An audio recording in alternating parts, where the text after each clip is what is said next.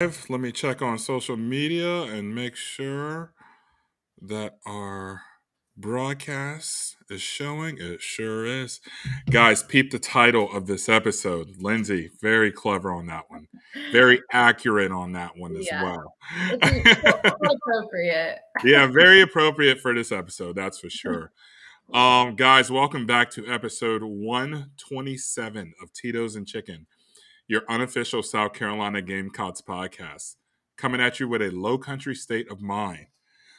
Guys, this episode is gonna be hard. It's gonna be hard. This is not what you think it is. This is not going to be a Texas A&M breakdown. We are going to talk about the state of this program and where we are right now, because obviously it's not good. Lindsay, how you doing, girl? You ready to jump into this? Yeah, I'm ready. I feel like I need something stronger than, a claw, but hey, it's all good. Yeah, guys, I don't normally drink bourbon on episodes, but I took a shot before this episode because I know things are going to get. We're going to jump into some stuff that we were just don't want to talk about. Let's just say that. Yeah. But anyways, guys, you know the deal. Please like, subscribe, comment, rate. Help us continue get this podcast out there. That would be greatly, greatly appreciated. So we're gonna go into our quick hits. We're gonna do our normal episode. Jacksonville State kickoff is a noon game, 12 p.m. Saturday on Nickelodeon. And just make sure you guys have that. Kidding, guys. ESPNU, pretty much same thing. The same thing. Yeah, it's pretty much the same thing. Here's another thing I want to talk about. I want to clarify. I know I've already done it, but I want to do it again. I posted a tweet earlier in the week, or excuse me, Sunday morning. It was talking about Clemson's loss. Who'd they play, by the way? That was Miami. They played Miami, yeah. The fact that we were celebrating Clemson's loss, but we're 2-4. You know, I feel like the tweet definitely got blown out of proportion. In no way do I not want us to have fun with Clemson losing, but I was more aiming towards the fact that we're bad. I'm more focused on the fact that we're 2-4 than what Clemson's doing. I really am. I don't know what Clemson's record is. I don't even know who they play next. I am so frustrated with how we're playing and where we are that I could care less what any other team is doing outside of our team. And that's all that was about, honestly. So I know some people, they came at a different angle. It is what it is, You're not going to like everything I tweet. I fully know that. I have some tweets that are very controversial, but it is what it is. We love each other at the end of the day. That's all that matters. We're Gamecock fans. So, but going away from that, I want to jump into this Xavier McLeod dismissal, which happened. This news broke. I want to say roughly around 3:30 today. I'm going to read y'all the tweet, or excuse me, the Facebook post from his dad. This is, I guess he's just talking about what happened. He came there to win. He don't like losing. He wanted to redshirt to get another year of eligibility, and they said no. So he refused to go to Missouri. If he did, he wouldn't be able to redshirt, but he's okay. He wished them the best. He moving on to the next program. Gamecocks for life. Guys, I was reading that word for word. He has very poor grammar. That was very cringe to read. But Lindsay, what do you think on that? What on this whole situation with McLeod? Yeah, I mean, I feel like there's so many different points to break down in that explanation. Yeah. I guess the one that sticks out to me is the fact that the first point being that he doesn't like to lose, or something to that effect. Yes. To be quite frank, no one does, obviously. Yeah. I mean, duh. So that doesn't need to be stated, in my opinion. But what bothered me about it is the reasoning behind he doesn't want to lose. Well, when you refuse to go and travel and be there as a good teammate, you're certainly not helping them win either. So I don't really appreciate that, to be fair. And I know, who knows, this is just one little snippet into maybe what the real story is. But Yeah. by you not traveling, by you refusing to go, support your team, you're certainly not putting them in a position or giving them a chance to win with your presence. So I feel like that's like letting down your teammates. Like, Yeah. I feel like it's just a selfish move. So I thought that was interesting. And then where he says something about, he wishes them the best and he's moving on to the next Yeah. program. Like, okay. I mean, and he probably will. I mean, he'll probably get picked up by somebody, but I just feel I like the I have mindset, something to say on that. Go ahead. it's just a mindset issue for me. You are a freshman and they're wanting you to travel with the team. I mean, that I feel like that's an honor to me. I mean, I would think that you have other Yeah. freshmen standouts that have, proven their worth. Jalen Kilgore, for example. I mean, he's killed it and he's not worried about another year of eligibility. Like he's doing what he needs to do for his team and actually Yeah. being super versatile. And I love that kid. But yeah, I just feel like it's so selfish to do that. And also, just because you travel to Mizzou, I mean, doesn't mean you're going to play automatically, but at least you're going to be there. You're not giving up on your teammates. That was my Yeah. biggest issue with that explanation Yeah. of what happened. Um, and Okay. then I and then just one more point. I was on Twitter again right before we got on, and Travion Robertson posted his own tweet, and I thought I wrote this down about 5 minutes before we got on. So he Yeah. was just tweeting, and he said, "Don't allow what you see right now make you miss what you don't see." And I feel like that was a direct comment Yeah. to the crowd situation, which is Not even a question. an interesting perspective there. It's like, don't let your hubris or your pride or whatever it is stand in the way of what's coming. Yeah. And I just feel like, yeah, it's easy to be a good teammate when things are great, when you're undefeated and you're top of the top, we're riding Yeah. high. I Of mean, course. it's much more difficult, but also much more telling of your character when you can stick it out, and play when it's tough and play when you have to read all this stuff about yourself every other week of, you're not performing and you're not doing your best and people are questioning your program. But when you Yeah. stay with it, that's what proves to me your worth. So Yeah. I don't, I think it's, I totally agree. Totally agree with everything you said there. yeah. Just giving you guys a little backstory, which I know a lot of you know this about Xavier. Mr. Football, State of South Carolina. Highly, highly regarded prospect. It was great landing him, not even a question. We wanted him badly. But this kid, and I'm not one to talk bad about someone, but this kid had a lot of baggage. He got into he got into some trouble in high school, and I really feel like Beamer was iffy on him. The staff in general was iffy on him. He just and now I just feel like he's showing his true colors. What we knew was probably going to happen eventually with him. Um, Yeah. yeah, of course it sucks losing someone of this caliber, but I mean to literally refuse to dress out to travel to Missouri.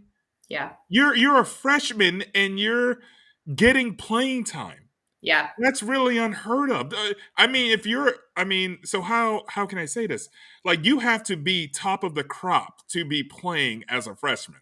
And 1000. that's a huge honor, honestly, playing in the SEC. And I mean, I'm just so mind blown by this decision on his part and how selfish he Mhm. is with doing this. Yeah, you want to play for a winner. You hate losing. Okay, cool. You're not going. I'm sorry. That what his dad said in that Facebook post, whatever you want to call it, that really irked me Yeah. about losing. Oh, he wants to play for a winner. Yeah. Okay, cool, dude. I want to say every college athlete wants to play for a winner. Sometimes it doesn't work that way, you Yeah. know? So, to be honest with you, I'm not really upset with losing Xavier because in high school he was problematic. He definitely was. He had these instances where he's gotten in trouble before. And to be honest with you, he will probably if he would have stayed, he would have probably ran into some sort of trouble eventually. Yeah. Um and to what you said, him transferring, obviously he's going in the portal. I strongly think he's going to end up at Georgia. Yeah. Georgia was pushing to get him badly. Mhm. So I do see him going to Georgia, if they allow him to come there, Mhm. um, or some other SEC school. So, Yeah. but hey, best of wishes to you, bud. It is what it is. Yeah. So let's move on. Yeah. Uh, Arkansas on Sunday dismissing their offensive coordinator after a true blowout. Where was that game? That was Arkansas's homecoming, Yeah. wasn't it? Yeah, it was Arkansas's homecoming, playing Mississippi State. Got truly just embarrassed in Fayetteville. Um, but they let go of their coordinator. Yeah. They weren't doing well, so they let go of their coordinator. I posted something Sunday, excuse me, saying, "Hey Beamer, your move." Obviously, I'm referring to Clayton White there. But like, how do you look at that, Lindsay? Like, people are saying, I see a lot of tweets, people commenting on that post saying, "Oh, Beamer doesn't have the balls to do this," or "Beamer's too nice of a guy." How do you feel about that tweet? Yeah. I think, I mean, good for Arkansas, honestly. I mean, you gotta shed uh the the pain of it all, If right? it doesn't work, it doesn't work. Like, that's as Right. simple as that. I mean, yeah, and I mean, I have respect for that. I mean, I do. I think to the question of Beamer and his decision making, and maybe why he hasn't pulled the trigger or whatever. I don't know. I think with Beamer, he's trying to be, the coach that's going to be at Carolina, till he retires. I think that really Yeah. truly is his dream. And I don't think that it's just because he like has no balls and like he's like scared to do it. I feel like he's a little bit more methodical, maybe, and looking at it at a bigger picture situation. You're good. Sorry. In the sense of like, I mean, look at the state of the program right now. I mean, look at where we are. We're not good. Obviously, defensively, we're not good. But would this dismissal of Clayton White be conducive to the rest of the season? Would it really change much? I'm not really sure. I'm really not sure if it would. I don't.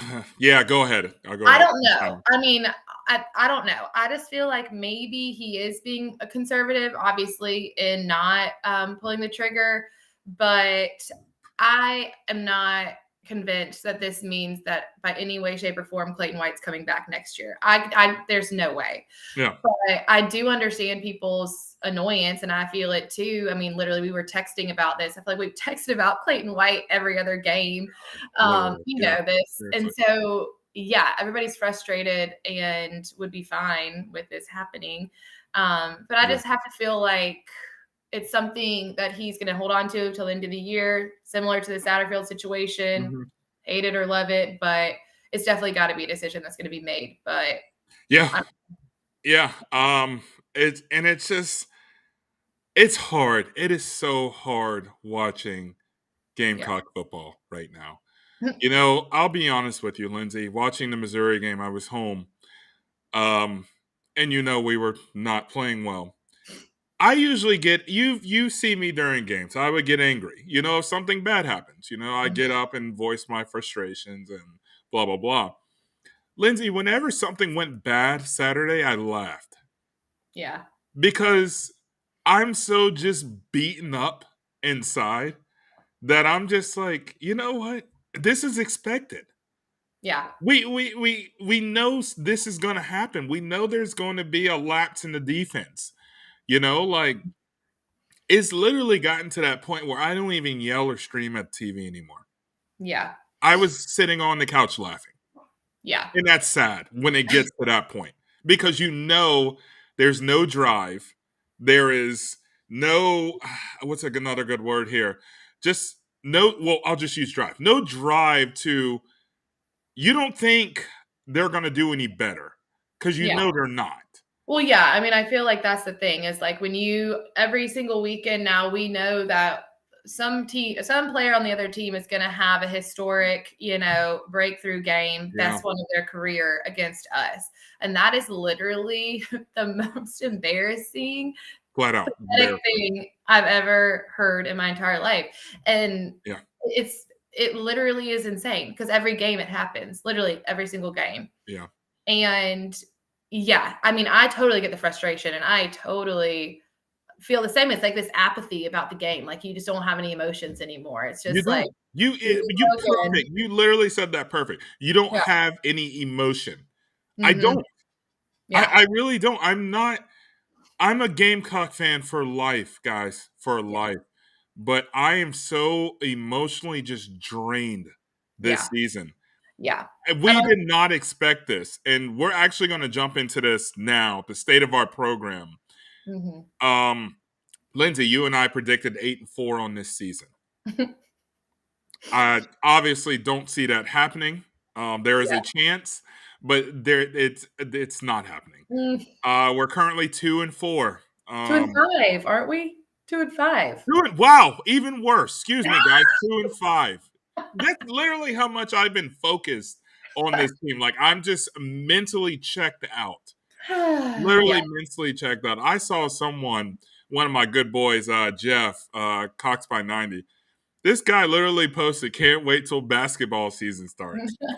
And I said, "Dude, we still got 6 football games left." And he just laughed, and I was just like, I mean, people are literally checking out. You Yeah. know, they're over this season. You Yeah. know, I wish I could literally sell the remaining of my tickets and watch the games from home Mhm. because I don't want to walk into that stadium and just be embarrassed. It's not a good feeling. That game Florida, I have never been so angry before. Yeah. I said some really just not good things leaving that stadium. Yeah. I was just it's just like you give up a 10-point lead, you're at home. Mm. Williams Bryce is your weapon. Williams Bryce is a huge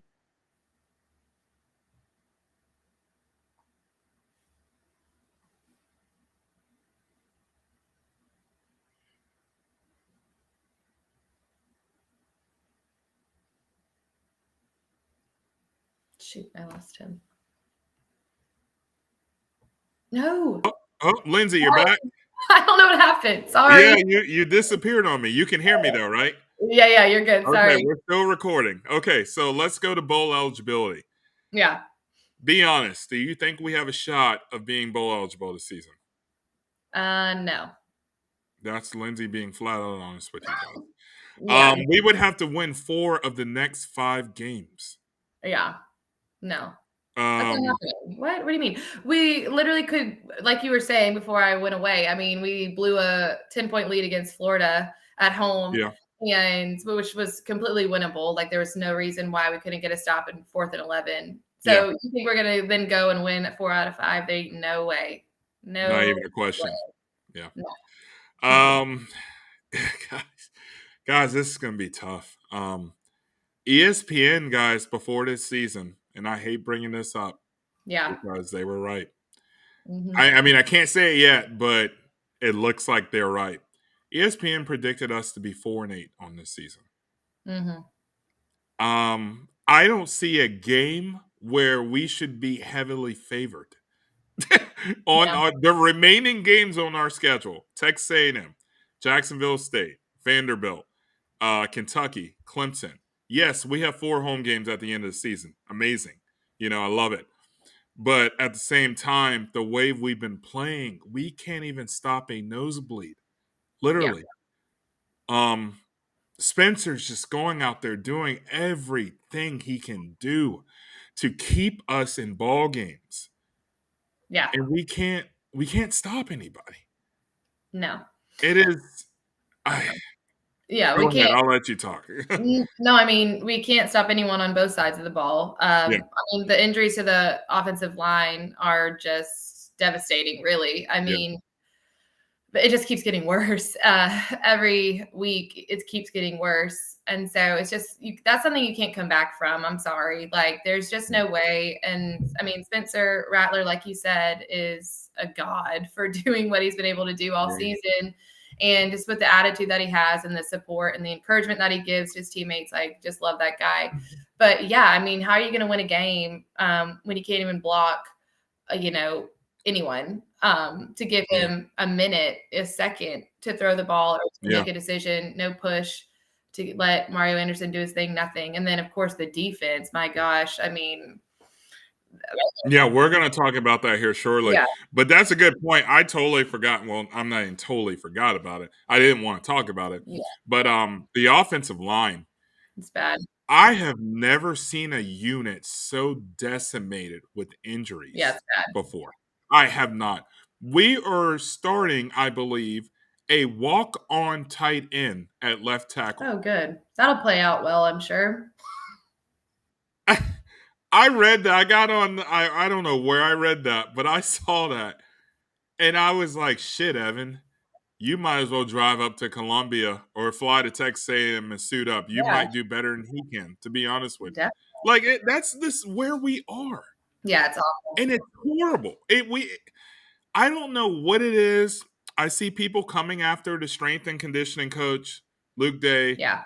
Um, I don't know what's going on. Yeah. How is this a reoccurring issue with us? Every year it seems like there's someone that is injured. A key injury, excuse me, not just injured, a key injury. Yeah, no, I mean, I agree with you. I feel like the injury bug has hit and it's hit hard this year, obviously, but last year too, like you mentioned, it's not good. Yeah, And yeah, I mean, is it how we're practicing? Is it the strength and conditioning, the preparation there? Yeah, who yeah, really knows? I mean, I don't know. It's all speculation at this point, but there's an issue. There's clearly an issue that needs to be addressed or, found because it needs to be corrected. Because, yes, thank yeah, God the 2024 class is coming in. Thank God for that on the offensive line, but nonetheless, you got to keep them healthy too. I mean, you got to make sure that yeah, you're doing the things to keep them healthy and keep them ready to go week in, week out. Um, yeah, yeah, and it can't, I mean, knee injuries, ankle injuries to these offensive linemen, like those are the worst. Like you can't have that. Those kids yeah. not in the position that they're playing. You I can't. mean, those could be, long term injuries that you can't have. Yeah. So it's really It's really it's really sad.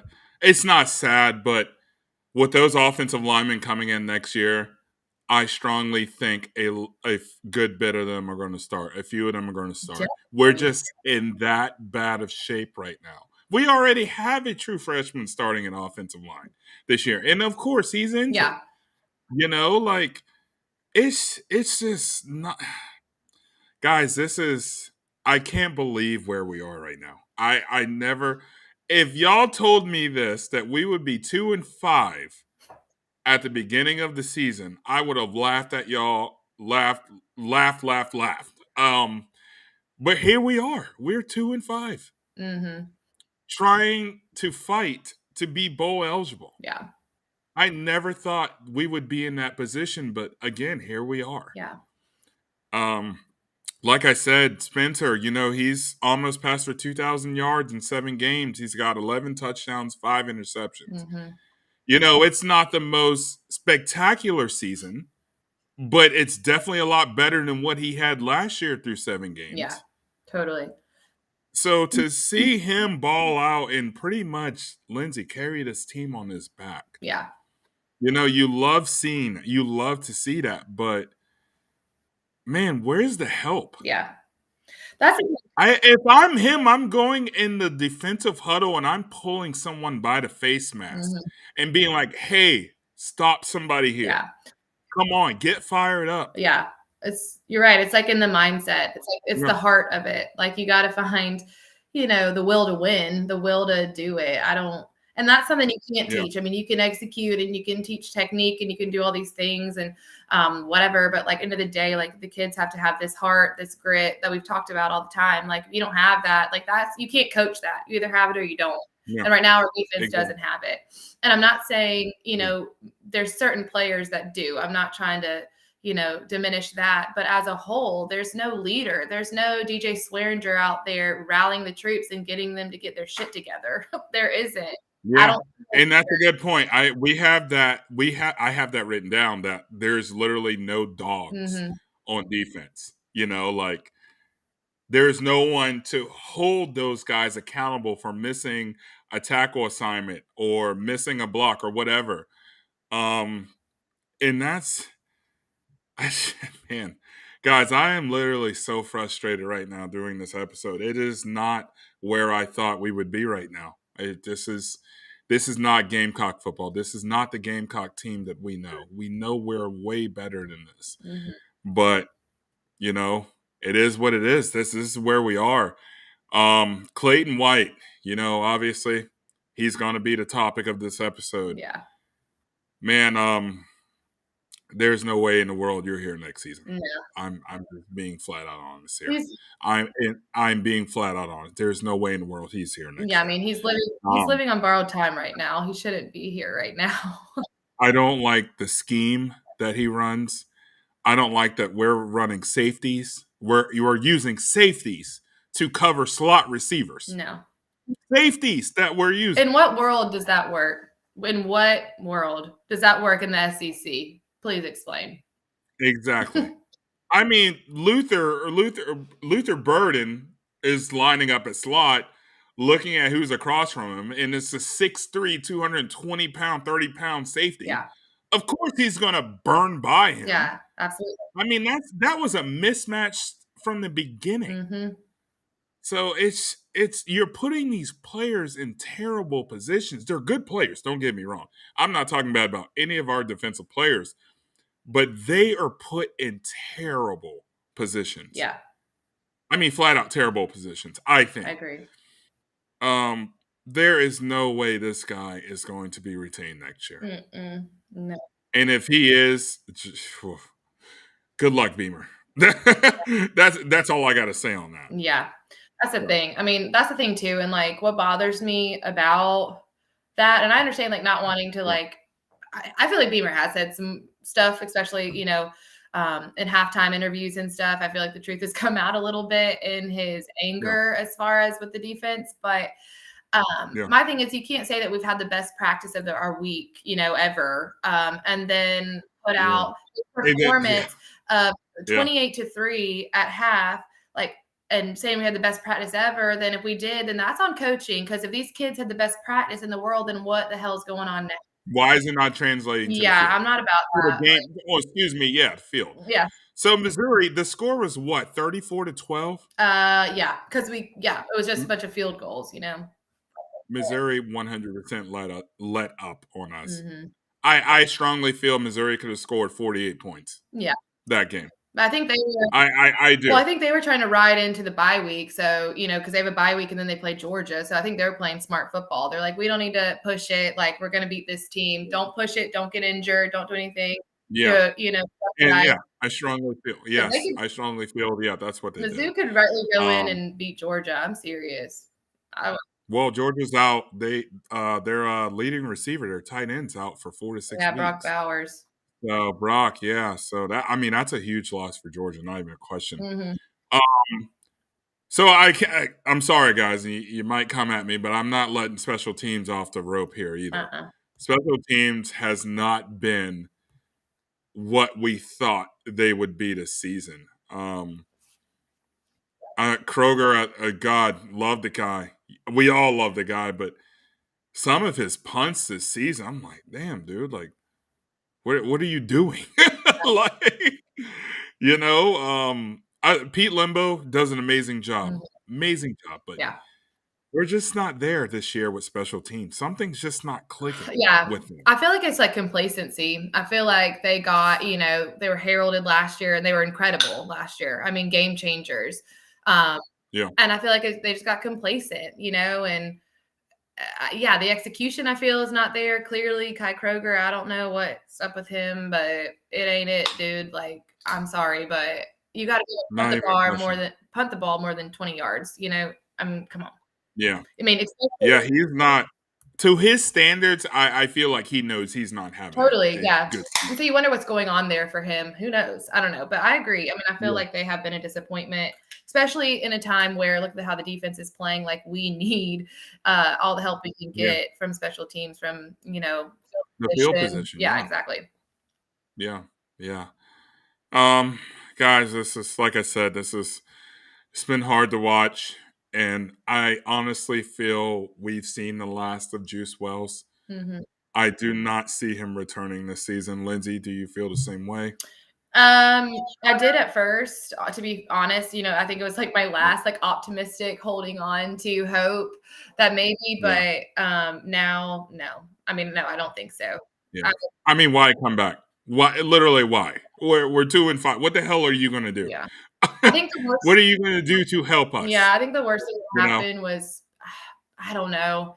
I hate to say it, but like when he went in against Georgia, it was incredible, incredible route, incredible Yeah. touchdown. Maybe it was a little too soon, but I understand he's a Yeah. player and he wanted to get out there, and we had the momentum, but I just you Yeah. think about that and it's like, damn, what I did we know. do? Like, I know. did that really send it over the edge? I don't know. Yeah. Sucks. Yeah. This whole season has just obviously sucked, guys. We're Gamecock fans through thick and thin, but man, this has been a complete surprise. Mhm. Where we are right now, being 2-5. Um, Yeah, I think I don't want to. Yeah, go ahead. no. I mean, I think my biggest takeaway from that, because I totally agree, is that I feel like for me personally, you kind of forget about outside of the skill positions, which I think we have, great skill players, but you forget about really what Yeah, makes a team good, right? And consistent. And it is yeah.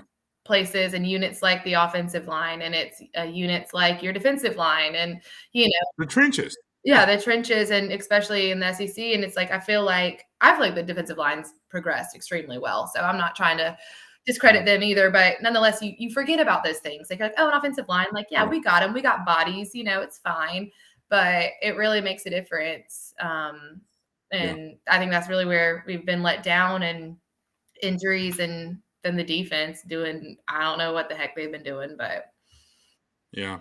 We literally, and I'm going to say this again, guys, for some of you who've missed it. We have a walk-on tight end playing left tackle right now. I just want to say that again. I'm completely mind blown at that fact. Mind blown. But guys, it is what it is. We got to win 4 of our last 5 games to be bowl eligible. And if we are bowl eligible, go ahead and pack your bags. We're going to Birmingham. oh, I'm just being honest with you. I'm just being flat out I've honest with been you. We're there. going to Birmingham. Never wanna go back. We are not going to the Belk Bowl or the Mayo Bowl, whatever the hell it's called now. We're not going to what's some more of these bowl games? Or I don't even know. We're not going to any Florida bowl game. I can promise you that.